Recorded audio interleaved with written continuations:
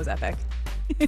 All right, switching gears. The Broncos will be entering a new chapter this season with their new franchise quarterback, Russell Wilson. And John Elway recently spoke about the opportunity to have Russ under center. He said, we're excited that he's in town. There's no question. He's kind of the piece that we've needed. It's great to see that fan base energized again. And we've got a chance to compete in that AFC West, which is obviously going to be tough if he can stay healthy. Russ has been there before. He's won a Super Bowl. He knows what it takes, and the leadership that he is providing is tremendous. Now, Russ is a winner. He knows what it takes to get to that level. We've seen it. He's come there early, before camp. He's working. But as we've been talking about this week, there is a lot of pressure on Russ because the last two high-end quarterbacks who make the switch to a new team, starting with Tom Brady in the Bucs and then Matthew Stafford in the Rams, both won Super Bowls in their first seasons with this new team. So there are high expectations. However, Russ does have one more small hurdle. The entire team has a new coach as well. So that's something to factor in. But again, I love all the hype surrounding it. This is what you want to hear when you have someone like Russ coming to a new organization. We've been hearing nothing but positive things, which is, what you would expect. But again, time will tell. Time will tell how this will span out. Well, we'll get to see their schedule. This is one of the schedules that I'm really looking forward to seeing tonight. So the schedule release, the 2022 NFL schedule releases tonight at 8 p.m. Eastern here on FS1 and on NFL Network. And this is a schedule that I'm going to be paying attention to.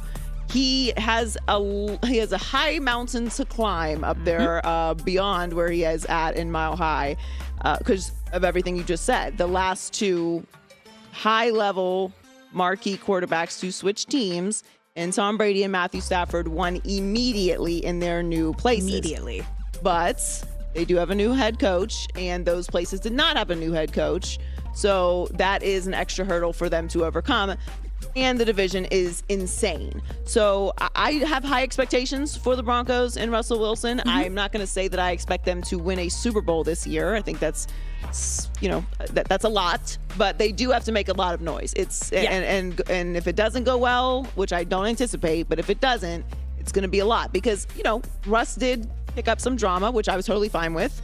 You deserve to control your career at that point.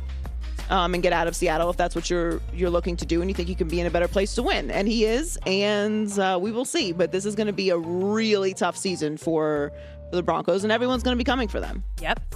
Well, another interesting season is going to be for the Dolphins. And they posted what was supposed to be a hype video of Tua throwing to his newest wide receiver, Tyreek Hill. Unfortunately, the video has been met with a lot of criticism. People immediately started pointing out that the ball appears to be underthrown. But former quarterback Kurt Warner was quick to come to the defense of Tua. He tweeted, I played many years of professional football, and as much as I hate to admit it, I underthrew deep passes a number of times in practice. There, I said it. Good to get that off my chest. Now, I think Warner was just being nice here. We've seen what Tua can do in a game. That has always been something of a concern. This is also going to be a little bit of a wake-up call for Tyreek Hill. He is going from one of the most unique and special quarterbacks in the league in Patrick Mahomes to Tua. And I don't know if he's kind of getting a wake-up call in these little, practices, camps that they're having.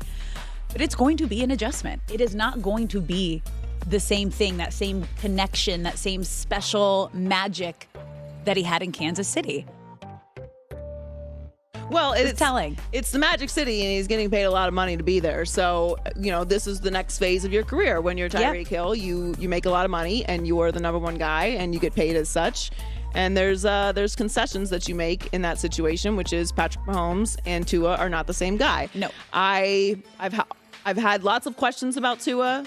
I'm excited that he's going to get a whole year starting, and there's no one lingering, and there's no trade talks, and we can finally see what Tua is. You've got Tyreek Hill, you've got an offensive coach, you've got an upgraded offensive line, you've got lots of other pieces and receivers and tight ends, and the defense is good. They've completely done everything that they can to put everything that Tua would need to be successful, and we'll see if he is. I don't make too much of practice highlights good or bad. They're fun, they're good for social media. Yes, that was underthrown. If that was a game, he would get picked. But it's not a game, and he doesn't need to throw his arm out to get it to Tyreek Hill on a practice field. People like to pick on these practice videos. I don't have time. I have other stuff to do. But I'm not going to get excited about this. I care when it's on the field. Yep. Whatever. If I sound like an elitist, it's just the facts. Like, this is a practice video. Obviously, their team is going to post it as a highlight. It's exciting. People want to see Tua connecting with Tyreek Hill. Everybody relax. We're going to find out what Tua is. Do not worry. We are going to get a full season of opportunity to see if Tua is the guy in Miami, and we will find out who was right and who was wrong. And this is the year. Like, he's been there 3 years. This is his third year. He has a full opportunity to be the starter. I think he did an amazing job handling everything with Deshaun Watson last year, which was complete nonsense. Anyone else would have flipped out. I certainly would have. So I think he did an amazing job with that. He should have been starting from day one.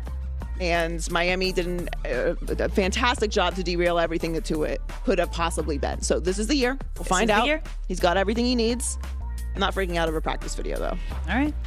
That's Alex Everyone Curry with the news. Yes, they are. Well, that's the news. And thanks for stopping by. One of the more disappointing seasons in Lakers history, and obviously, people get a little upset that we give the Lakers any time considering how dysfunctional they are and the fact that they're not in the playoffs. But it's still LeBron James, and it's a big deal, and the Lakers are a big deal. And we're in the midst of their very important offseason in trying to find a new coach and deciding what they're going to do with this lineup, which obviously does not work. And Jeannie Buss did an interview with Bill Plaschke this week where she talked about her responsibility as an owner and some of the people that she is going to be getting advice from. And Phil Jackson is one of those people. And obviously Phil knows, has forgotten more about basketball than I'll ever know. But that doesn't mean that he is the right person to make a decision for the Lakers at this point. And Bill Plaschke had some interesting insight into Phil Jackson's thinking for the Lakers' future. I've heard that Phil would like LeBron traded. I've just heard that. But I've got nothing to back that up. No on-the-record stuff to back that up. But I think Phil, I do know that Phil would like them to keep Westbrook and try to make it work with him. So I don't know how Lakers fans as a whole feel when they hear that. I will speak as a non-Lakers fan. I don't think that's a good idea. But for multiple reasons here. So, starting with the fact that I don't even want really Phil's opinion getting out. Phil does not work for the Los Angeles Lakers. He is not the GM of the Los Angeles Lakers. Obviously, Phil has deep roots with this team. But because you were once a part of something does not mean that you should have any sort of heavy weight in a decision of this magnitude. And here's the next problem that just happened with this speculation even getting out. If they do, for whatever reason, trade LeBron James, Phil Jackson is now going to be the person that is blamed or is going to hold responsibility for that decision, even if it wasn't his decision. And this is what happens when you have too many chefs in the kitchen. There's too many opinions being weighed here. Every friend does not need to have an opinion. When you're in a serious relationship, there's a pretty understood rule if you want to have success in that relationship. You can't get advice from too many people, and everybody can't know your problems. What happens when you start doing that? As soon as you start telling this friend and that friend and your mom and your aunts and your cousin and their friends, oh, we're going through this, we're going through that. Well, now everybody knows and everyone has an opinion. And when it doesn't work, no one's going to take responsibility for it not working, but everyone's going to have a say in what happens. You can't have this many people giving an opinion. And from the outside looking in, my perspective on it is that this is unethical. Phil's not responsible for anybody in that building. He's making choices, or not choices, but he's giving strong opinions to the owner of the team, in Jeannie Buss, who has a very long-standing relationship with, a very serious relationship with, about people and their future that he does not have to answer to. He doesn't work for the Lakers.